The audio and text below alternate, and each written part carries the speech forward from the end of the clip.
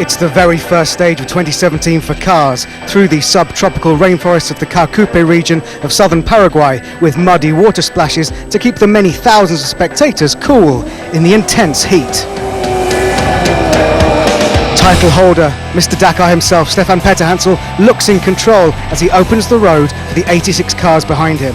Not a particularly quick time though. With his decades of experience, he knows you can't win the Dakar on the short opening stage, but you can certainly lose it. He's 12th fastest.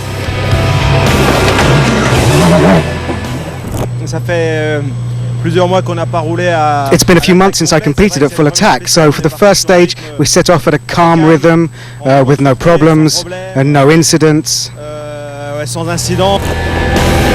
Very impressive in the Mini is Yazid Al-Raji. He's the highest placed of all the Minis, a little bit wide there, almost overshot that junction right, but does very well, the 35-year-old Saudi Arabian in his third Dakar. It's bumpy, surprised me, a lot of bump, a lot of ditch, but nice stage, we manage and we do it well, that's most important.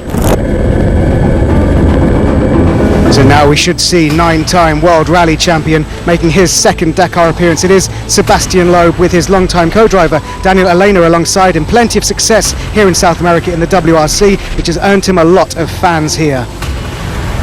But he gets a little bit stuck in the mud there, bit of traction lost and a few seconds too. He comes in 6th on the stage. Giniel de Villiers in his Toyota. There's 3 Toyotas in the top 5 on this first stage. Shows their strength in numbers. The South African won in 2009 with Volkswagen, has had 4 podiums out of 5 appearances with Toyota since then.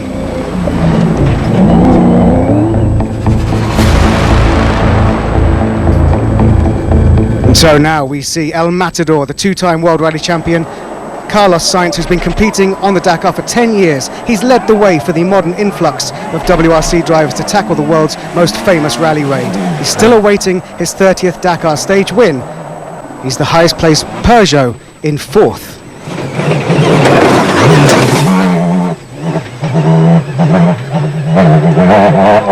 So much suspension compression as they go through these bumpy, narrow tracks. That's Nani Roma, Dakar legend, one of the rare breed to win Dakar on both bikes and cars. He first competed in '96, meaning he has 20 years of experience on 2 and 4 wheels. It's difficult to get a rhythm, it's difficult to get any air in the car, and it's a little bit nervy at the start of the race.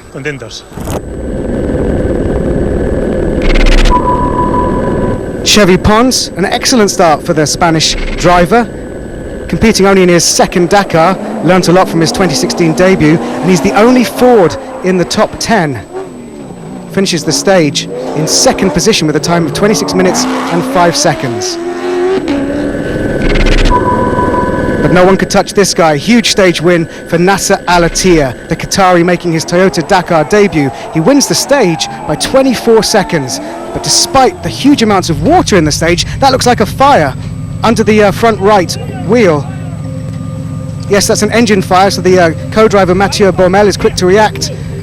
Get out, get hold of the fire extinguishers before that Toyota goes up in flames. Managed to put the fire out. But dramatic moments there after the stage finish for Nasser Al-Attiyah.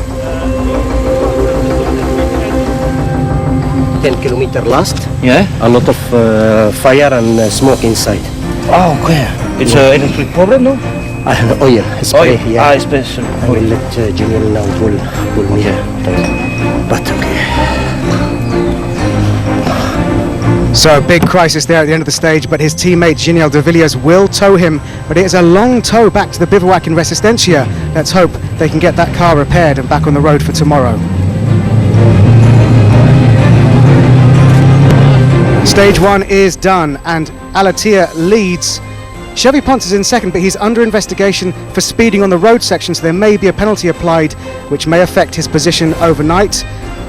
Good to see Mikko Hirvonen there in the top 10, another Mini, and Cyril Dupre in the Peugeot.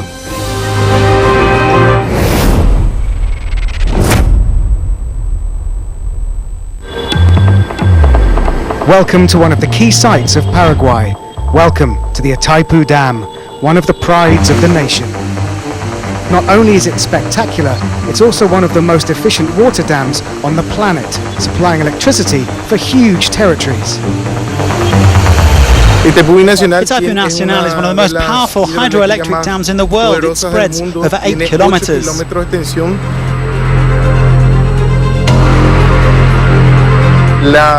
The energy that's captured and created by the Itaipu Dam is big enough to cover the needs of 80% of Paraguay and 15 to 17% of Brazil, especially Sao Paulo and Rio de Janeiro. Especialmente Sao Paulo y Rio de Janeiro.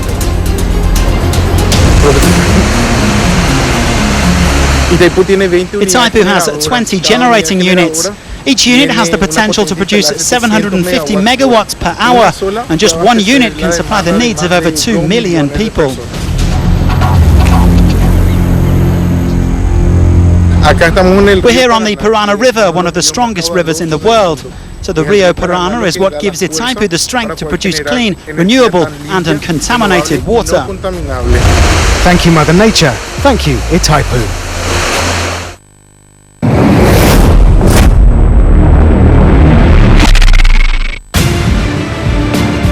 Well, on the subject of delivering power, these massive 3,500 kilogram, 1,000 horsepower trucks aren't exactly tiptoeing through the watery stage 1. This is Eduard Nikolaev. He was runner-up in 2015, the 2013 Dakar winner. This Russian is clearly on a mission to bring Kamaz another win, but this gentleman stands in his way. Gerard Deroy, in his Iveco truck, came in 5th on this stage, last year's winner. He's on the attack, he's slithering, sliding all over the place, but there is a fire under his truck at the end of the stage, but it looks like they managed to get it under control. That could have been a disaster, but it looks like it ended okay. This is Ales Loprais, the Czech crew in their Tatra truck, 10 years since his only Dakar podium. When he finishes, he is a consistent top 6 finisher. Martin van den Brink in his Renault. Last year's Dakar is burnt into his memory. Literally, his Renault truck was completely destroyed by fire. The second quickest time on the stage was set by this man, Ton van Genuchten, in his Iveco truck.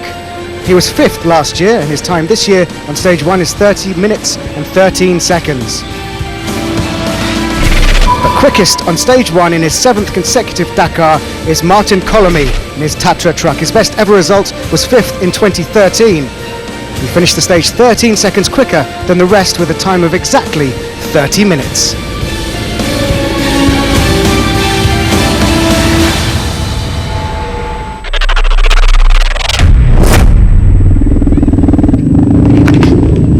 Hola Paraguay!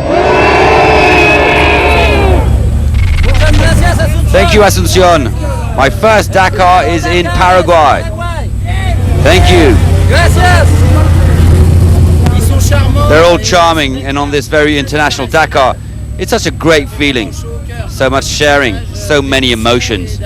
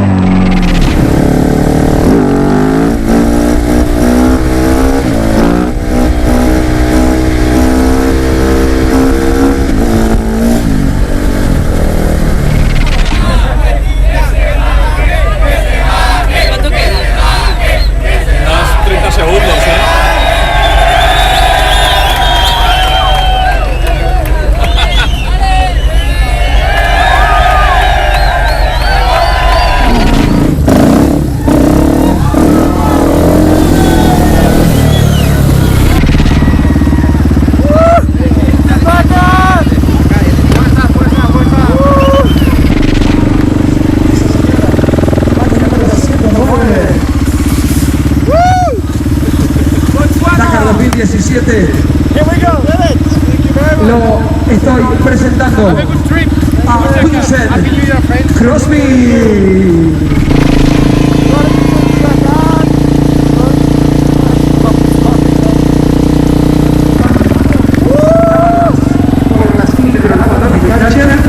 El líder mundial en hidrolavadoras,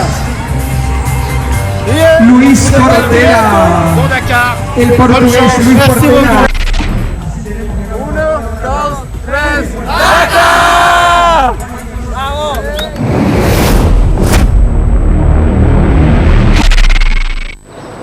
Having completed the day's first special on Paraguayan soil, the riders and drivers of the Dakar Rally arrived here at the border with Argentina on their way to the day's bivouac in Resistencia. Once past the controls, the competitors made their way into Argentina, which has welcomed the Dakar every year since the race came to South America back in 2009.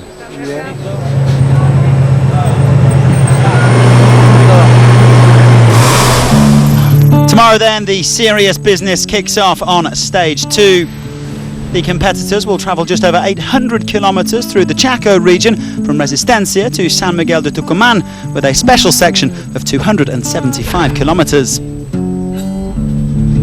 Now, Resistencia is the capital of the Chaco province, with a population of around 300,000 inhabitants.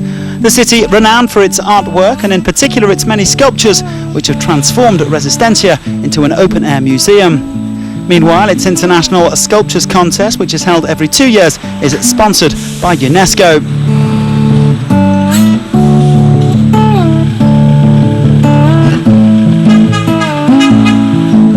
Now it is the Dakar Rally that will carve itself a place in Resistencia's history.